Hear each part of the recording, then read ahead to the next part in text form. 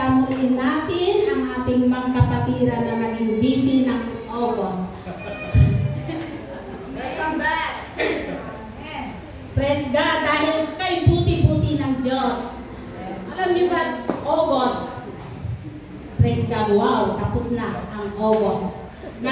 Marami tayong napagdaanan na hariap-hariap, paghahabol. At itong pag-meditate ko, ako'y inaatake kada beses na ako'y nabigyan ng pagkakataon na magbigay ng word encouragement. Lagi akong inatake. Ang paa ko, 2 days before, halos hindi ako makalakad, hinihila-hila ako. Dumating ako sa bahay kasi sa pagod siguro sa tatayo ng mahaba, 15 hours, 16 hours, na dire-diretso, tapos kulang ka ng tulog, tapos wala kang ganang kumain dahil sa pagod, puyat. Pero praise God pa rin tayo, di po ba? Hindi pa rin tayo mawawala ng pag-asa dahil mayroon tayong Diyos na nagbibigay ng kalakasan.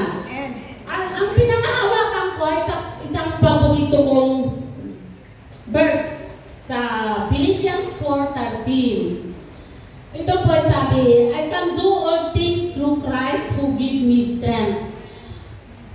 Tayo, kung itong salita ng Panginoon na pinanghawakan natin, hindi lang basta-basta nasasabihin natin, may gagawin po tayo. May requirements na ibibigay ng Panginoon kung paano mo makakamtam ang strength na nanggagaling sa Kanya.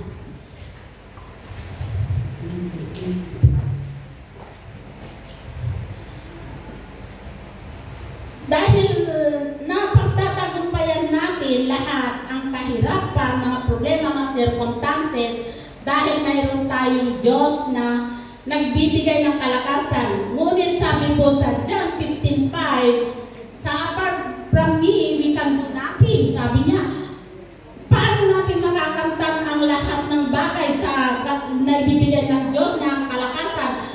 Dahil sabi naman niya kung ikaw ay hiwalay sa akin, wala kang magagawa. Kaya kailangan pala, I am the vine, you are the branches.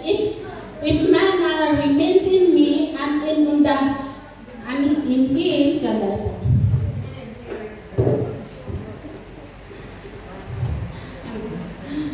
he will bear fruit.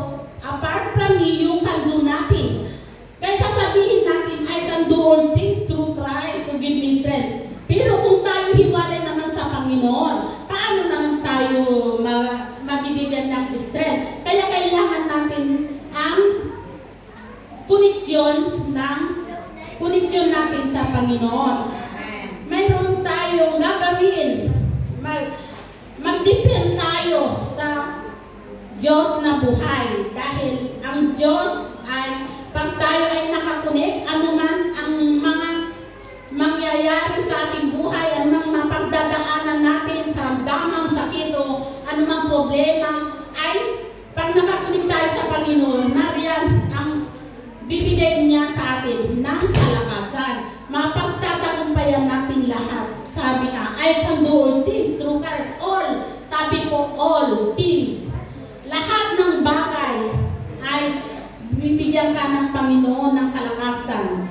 Sa na-experience ko, ito talaga ang pinanghahawakan ko. Kasi kagabi 3 hours lang ako natulog. Sabi ko, Lord, thank you, praise God. At lagi nga akong binibigyan ng kalakasan. Yung naramdaman ko, nawala ng pawi. Parang nagdahilan lang yung paa ko, yung food ko, halos kasi nilipyo ko dahil ang Lord, binigyan mo ako ng authority na magpaalis ng anumang karamdaman, sakit. Yung salita ng Panginoon, panghawakan natin at i-apply natin. Yun ang ginawa ko. Kaya parang nagdahilan na naman. Sabi ko, Lord, napakabuti mo. Kaya magagawa natin ang lahat ng bagay dahil sa binigay ng Diyos ng kalakasan. Sabi po sa Philippians 4:12,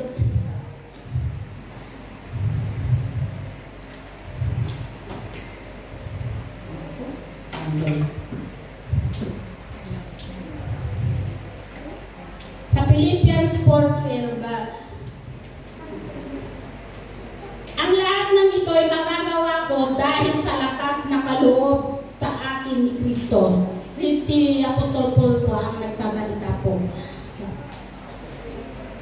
Kaya I know that is to be in need, and I know that is to have plenty. I have learned that secret of being content in every situation, whether we'll feel or hungry, whether living and plenty or in want. Ang nakita ko dito, yung content, to be content. Ano man ang ipinagkaloob sa atin ng Panginoon, dahil siya nagbibigay sa atin ng kalakasan, binigyan tayo ng strength, ay lahat ng nangyayari, maging kontento tayo. Si Paul ay naging kontento sa anumang ginawa sa kanya, sa nangyari sa kulungan ay kontento siya. Sabi, the secret of content is in and every situation.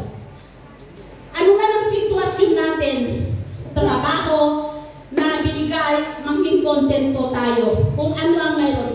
Ako po, dahil sa trabaho ko po, ako ang pinakamaliit na maliit na sweldo, maliit na propina. Lahat silang malalaki, pero ako'y naging kontento. Dahil mas malaki yung ibibigay na kaloob ng Diyos. Di po ba? Dahil nakakunik tayo sa Panginoon. Kaya po, sa tagal ko nandito na tatlong employer lang po ang naranasan kong trabaho. Praise God. Tayo po ay manatili sa presensya ng Panginoon. Di po ba? Amen. Magtiwala tayo sa Diyos. Sa 2 Corinthians 5:7, nariyan yung tiwala natin sa Diyos at pananampalataya. Yun po ang importante. Yung tiwala tayo sa Panginoon na may gagawin siya sa atin. Kahit na anong gagawin natin na hindi tayo magdadoubt na sa sitwasyon natin na anuman ang nakikita natin sa kapaligiran, sa trabaho, kahit saan, sa pamilya, magtiwala tayo sa Lord. Dahil ang Diyos, ang lahat ay nasa Kanya. Yung pagtitiwala natin, pananampalataya natin, tayo ngayon ay magkakaroon ng strength. Dahil nakapanghihina po, yung walang tiwala sa Diyos, walang pananampalataya, di po ba nakapanghihinaya? Madali tayong mapagod. So sa totoo lang, yung hindi tayo makapag-pray sa Panginoon, hindi tayo makapag-meditate. Ako po sa trabaho ko, nagtatrabaho, nag-meditate ako, bigla na lang po ako naghinto, kumakanta, lumuluha. Purihin ng ating Diyos dahil ito para ang sikreto na pagbibigay ng kalakasan ng ating Diyos sa lahat ng ating nararanasan sa buhay. Araw-araw nating pinamumuha, araw-araw nating ginagalawan ng pamumuhay ay ang Diyos tayo kakapit, hindi tayo pababayaan. Dahil tayo nakakunik sa Kanya. Yung tiwala at pagtitiwala at yung pananampalataya ay napaka-importante. Yung faith mo sa Panginoon. Sabi nga na nung si Brother Tolo noon na sasabihin ng mga tao na hindi magbabago pero naniniwala ako babaguhin dahil ang Diyos, pag naniwala ka sa salita ng Panginoon, siya nagbabago. Yun ang importante, ang pinakamahalaga, yung kaluluwa ng tao. Kaya napakabuti ng Diyos. Faith is to when you praise God. In the storm, you trust Him in the valley, and you follow Him